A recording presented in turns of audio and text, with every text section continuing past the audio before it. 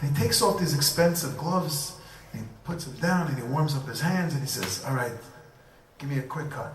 Clean it up, square back, fade it nice.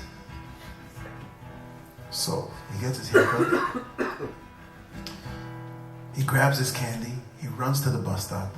And he realizes he forgot his gloves in the barbershop. He said, the bus is leaving and Shlomo is in the window knocking. No, get on the bus. Let's go. We're leaving. So David says, you know what? I'll go back for the gloves. He grabs his candy, gets on the bus, and they take the ride out. They arrive at the orphanage. They're being shown around. And as they're sitting in the headmaster's office, a little kid, 11 years old, runs into the room holding a piece of paper. He says, look, how do you say counselor? No, in Hebrew. Mochan, Madrich. Look, I got 100 on my Torah test. Torah test. So they're looking, Shlomo and David, they're looking. And he says, yeah, look, I got 100. And David right away is pulling out candies and sour sticks and gummy worms and cherry bombs and things this kid never saw in his life. He says, here, here's candies. So what is your jerky called? Candy? Beef candy. Turns to the Madrich and he says, how much learning do these kids do here? 2 hours a week. We have no funding, we have no budget. Okay, so should we donate? How's my uncle's money going to be used? He says, yeah, we're gonna instill more Torah. So he calls this kid over. This kid's eating his gummy bears, and he looks at the kid. He says, what's your name? He says, my name is Yitzchak Alfasi. Yitzchak Alfasi? Yitzchak Alfasi? He's thinking, he says, that's the same name as the Rif. The Rif was a Sephardi Goon, and he's written in the back of every Gemara. The Rif was a giant in Torah. So that's the exact same name as the Rif. You know you have a special name. He's feeding him candies. And no, this kid goes, yeah, the Rif was my great grandfather. And I'm named after him. That's why my name is Yitzhak, not Yitzchak. Guy's amazed. What a nice little treat. I got a haircut today. I bought candies. I came in. I met a kid, the Rif's grandson. Beautiful. They leave. Everything is good. He gets back to Yerushalayim. Quickly, he looks at the clock. He sees it's only 6:45. I have 15 minutes. And he runs back to the barber. And he says, open up. The guy says, we're closed for the day. We're done sweeping. He says, no, I was here earlier. I left my gloves.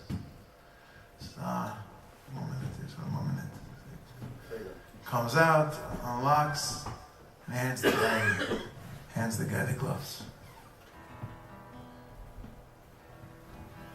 He says, when he hands him the gloves, he says, and now everybody will know that Moshe Alfasi is an honest person.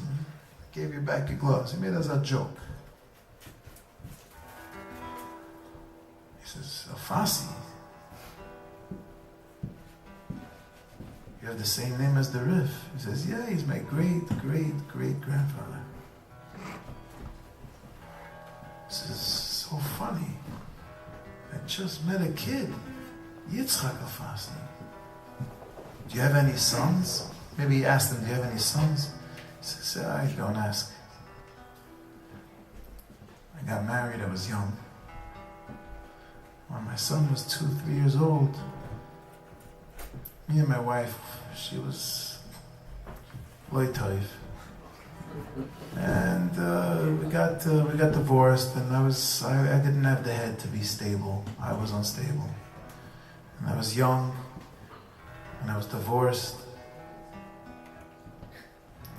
And she took me to court, and she won custody.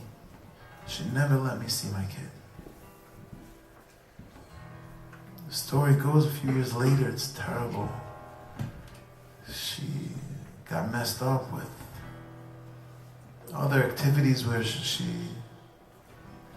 was unfit, and they put her in a home. And she's in a home, and they put my son, who I haven't seen in 10 years, put my son somewhere. They won't tell me where he is, because I don't have jurisdiction. I'm not a guardian anymore. I lost rights. They didn't pay my child support. And I have no way. She's mentally ill in a home. My son's roaming around somewhere, foster care in a home, I don't know. It's very painful. David says, you want a cherry bomb? I got the greatest news for you in the world. Your son's in this orphanage. I just saw him today. He's good. He got 100 on his test. He's a genius like your great-great-great-grandfather.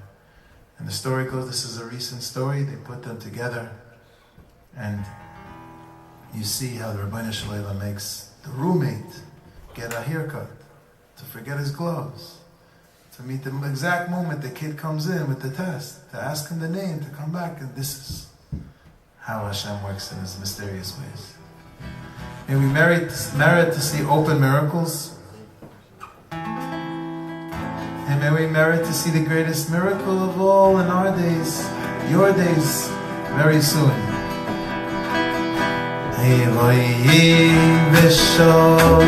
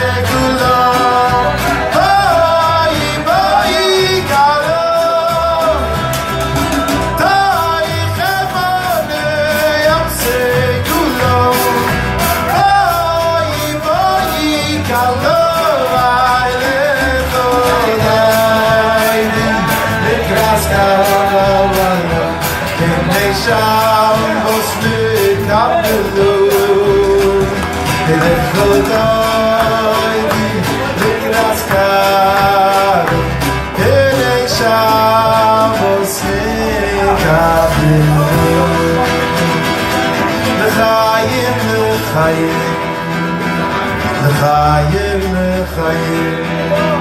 Git Shabbos, Git Shabbos, Git Shabbos, Git Shabbos. Oy, Git Shabbos, Git Shabbos, Git Shabbos. Oy, Tiyish bechoso v'nechem oso Yidamilo v'yomo v'yimedu Amen.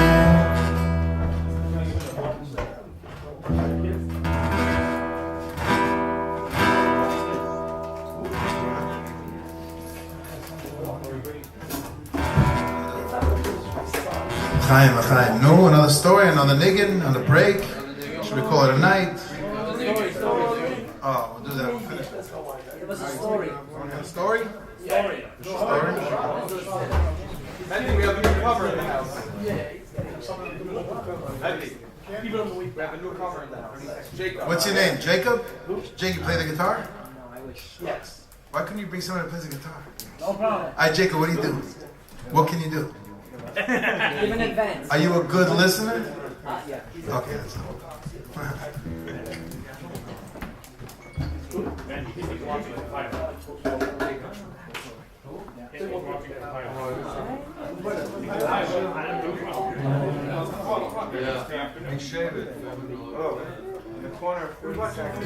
So we were talking about Amunah, faith. Alright,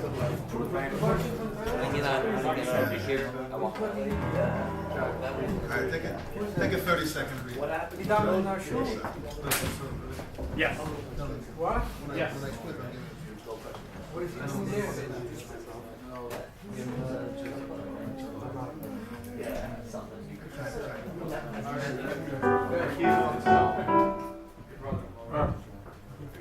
Okay.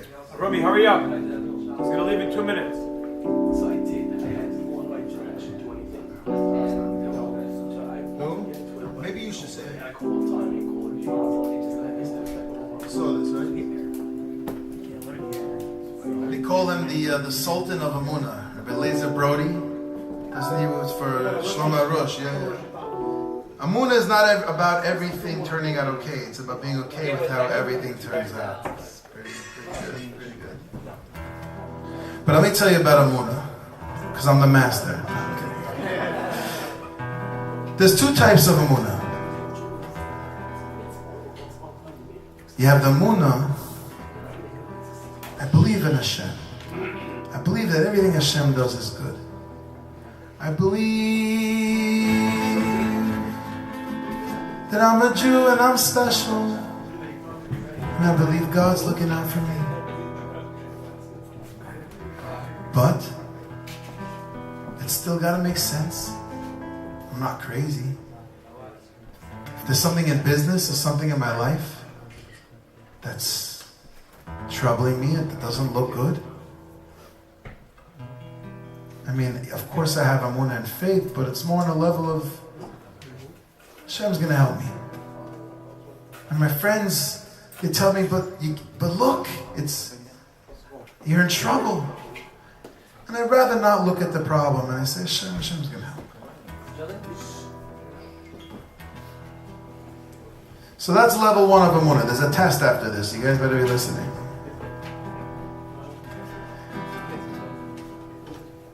So, right, Amunah 1, you believe. But you're also happy about, the couple grand that you have on the side in case of emergency. You believe. You also believe in yourself. Look, I'm popular, I'm good at business, I have good connections. Yeah, I believe everything's, and when it's bad, I also believe, but I believe I have to do something, and I believe there's a shtalis, and it's very milky, cloudy, gray area. It's very powerful Amunah. But then you have the purest form of Amunah. The purest form of Amunah is when you're certain it's going to be a failure. When you feel like you're on tilt. There's no way I'm coming out of this.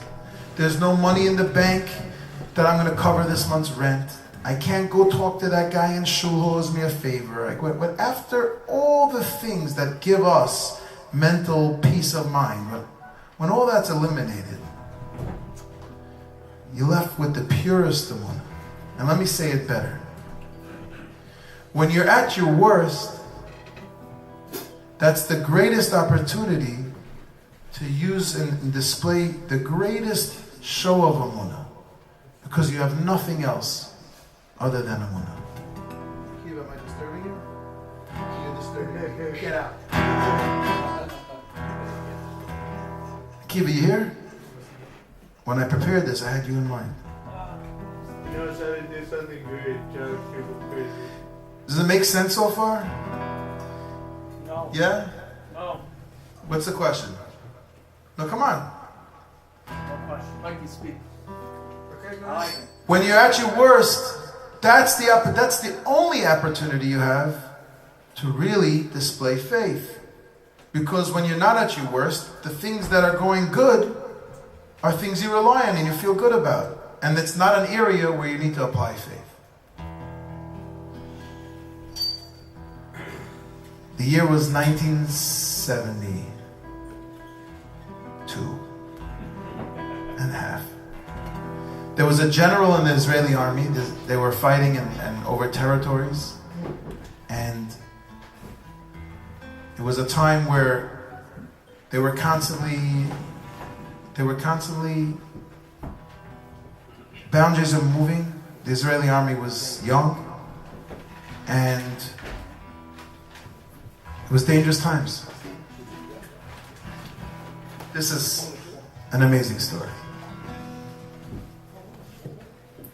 So the general, his name is Yosef. He's not religious. And he joined the army at a very young age. He was disciplined, he was very tough. And he rose the ranks. He went higher and higher till he became a commander of the village.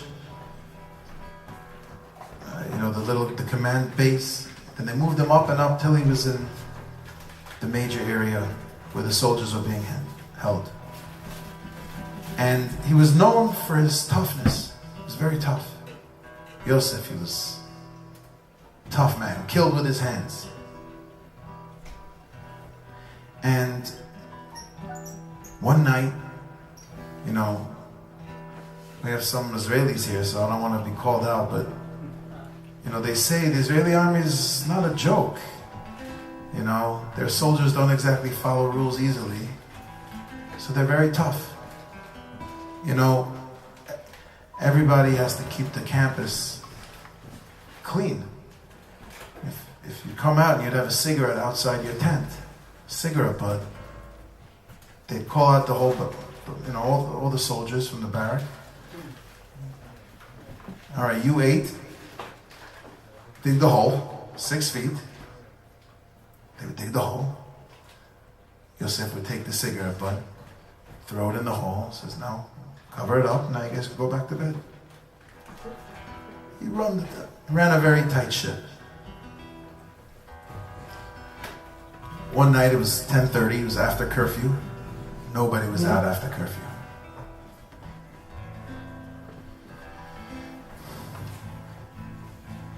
He's walking, smoking a cigarette. He's walking between the tents. And he sees at the cafeteria, he sees a light, a candle flickering. He's like, who would be out of bed now?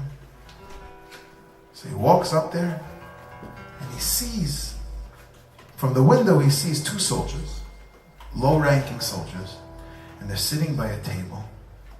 And there's a candle.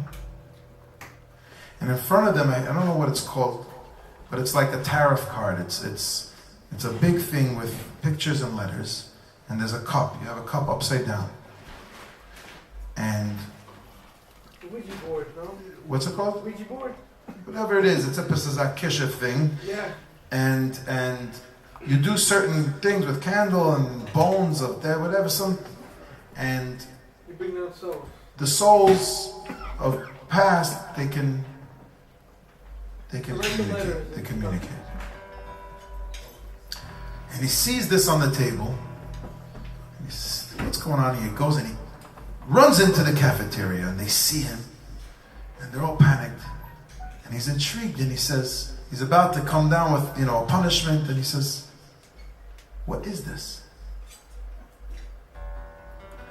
And one of them turns to his friend and says, you tell him. You tell him.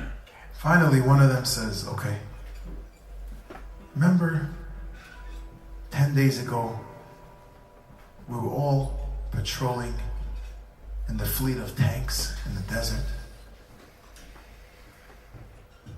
As we were riding,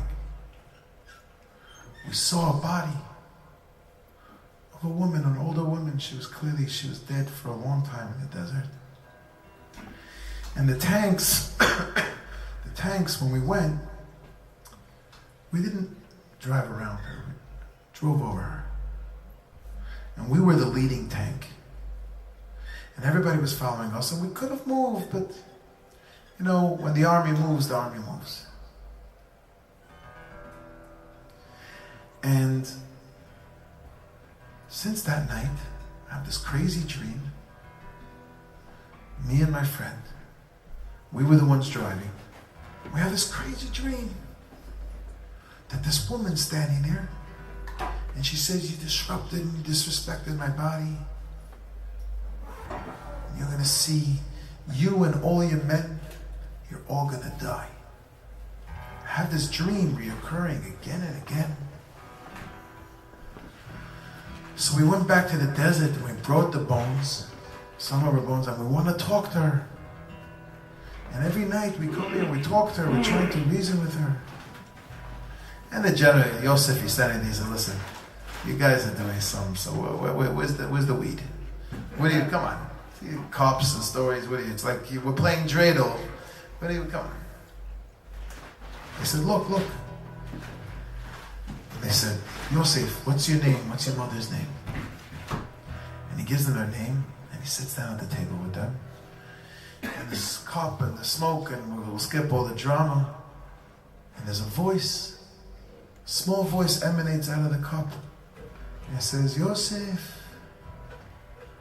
you and all your men are going to die. Because you're irreligious. And you disrespected. And you don't keep Shabbos. He smacks the cup down while she's talking. Grabs it.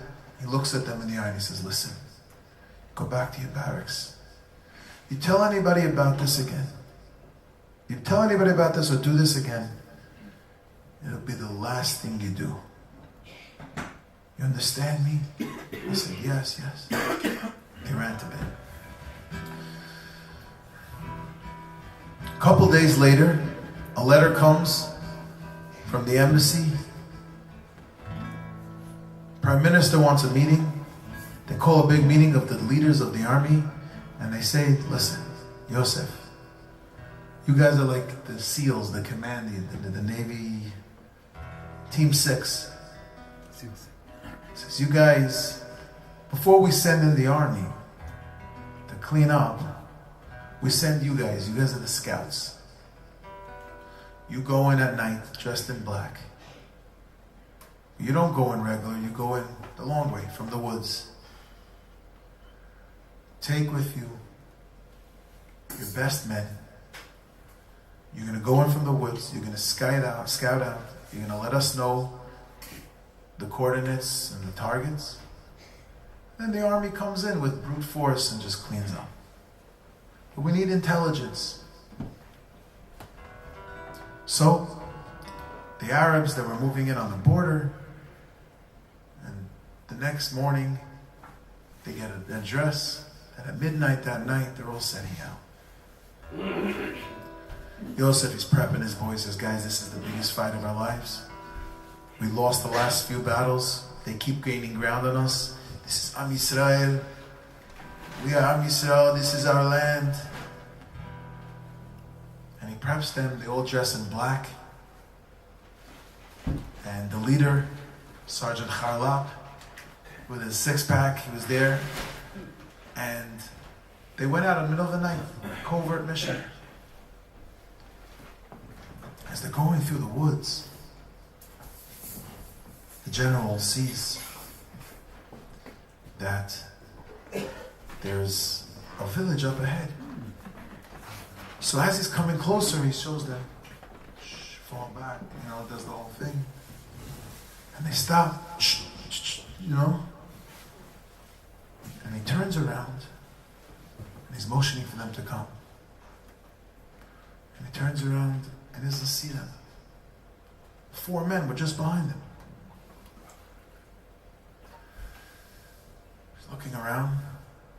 He sees over there the guy with the walkie-talkie. He's showing him radio to the base, to this. And he turns around. That guy's gone. It was silence. He was the highest level trained. He's looking right, left, everywhere. He's looking everywhere but up. And suddenly, out of the tree, come these 2 Arab ninjas. These were the other side's commanding forces. It was an ambush. And they came down with knives. And in a second, they just grabbed you, pulled you up in the tree. You didn't know what happened. And he sees him at the last minute, and he moves, and this guy stabs him in the leg. So he's on the ground. He's fighting with the guy. And he ends up getting the guy in a chokehold, and he's choking this guy out. And he hears the guy screaming, and he sees lights go on in the woods. And before he knows it, he's in a stadium. This place is lit up. And he's surrounded. Him and his men are screaming. And he's screaming, radio for help. And he's hiding behind the rock. And there's gunfire and gunfire and gunfire. And he's firing back. He's firing back. And the bullets are hitting him. And he's falling. And as his hand's falling and he's shooting, the last thing he remembers is his entire side of the body gets sprayed with a machine gun. From head, from shoulder to legs, laying on the floor like this, riddled. And at that moment, something flashed before him. And he turned and he says, Ribono shel olam, Master of the world, I always knew you existed. But I thought my intelligence can help me more than my belief in you. And I see now it's not worth anything. There's no way out. This is the end for me. So Ribono shel olam, if you save me, I'll never ever question your faith again. And that's it. That's all he remembers. Story goes that he wakes up in a hospital.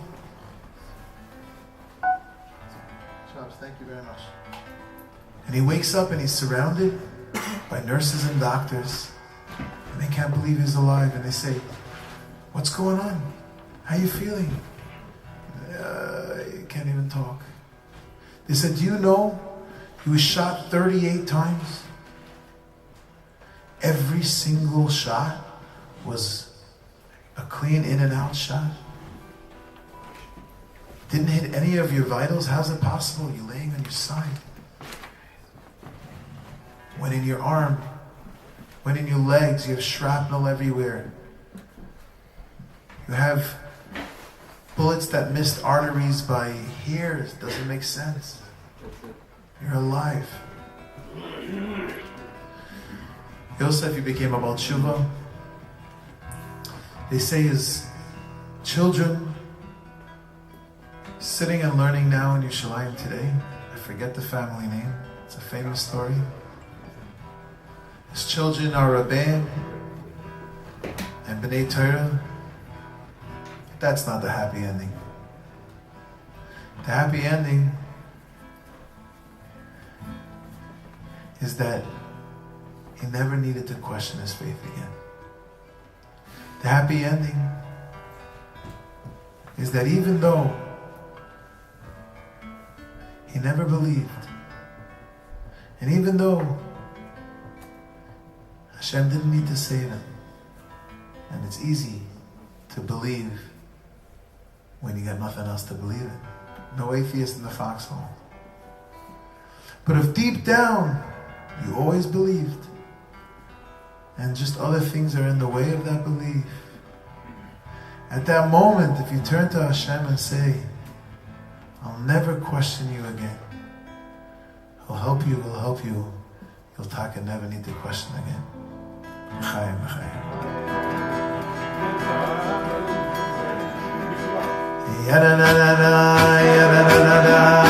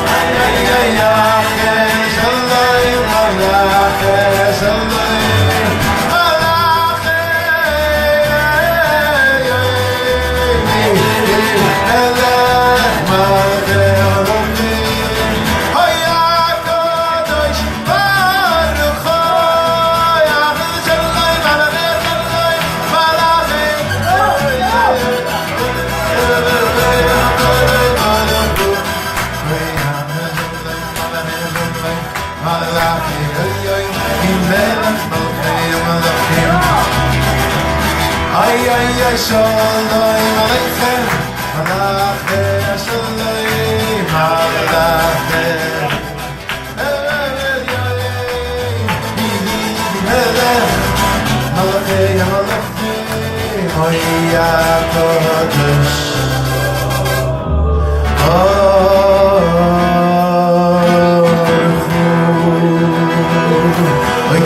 Beshalach Himalach Yashur Himalach Babach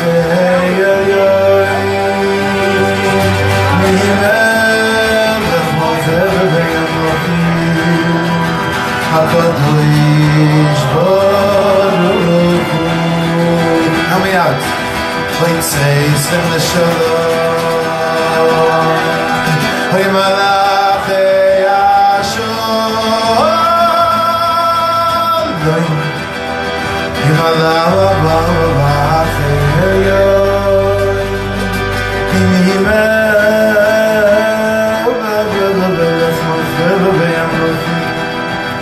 HaKadosh Baruch Hu. Muchanim.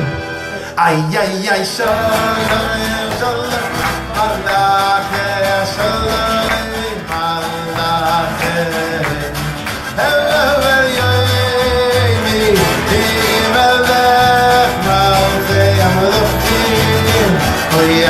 HaKadosh Baruch Hu.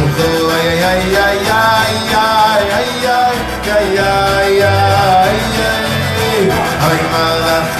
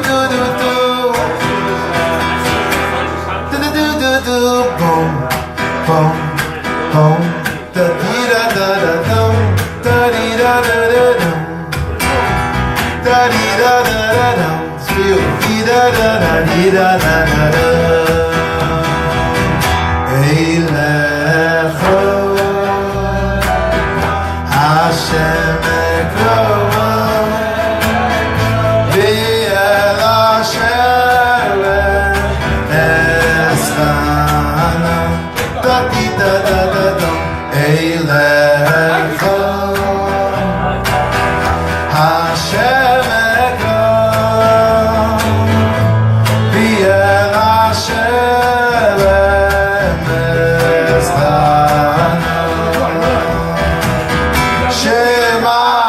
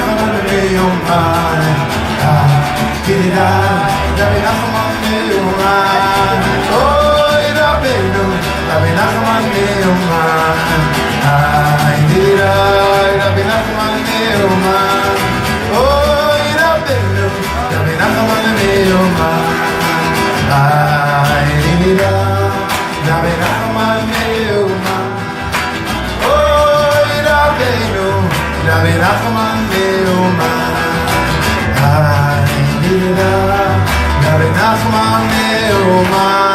finish together. Oh,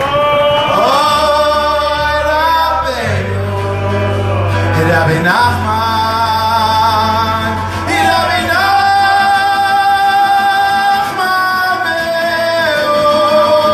Nachman,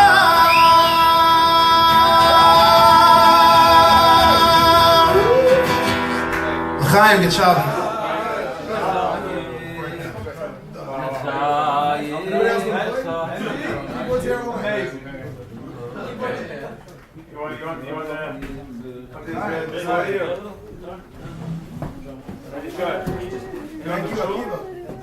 See you in 6 months, no? When's the next one? Little Royer, sponsor tonight. You sponsored tonight? It's Chesed Shai and Moshe. Megan's on a deed and an olive. Okay, All of us. he didn't sponsor. I guess so. Give me the money back. Quick pay right now. Next time. Prepay for next time.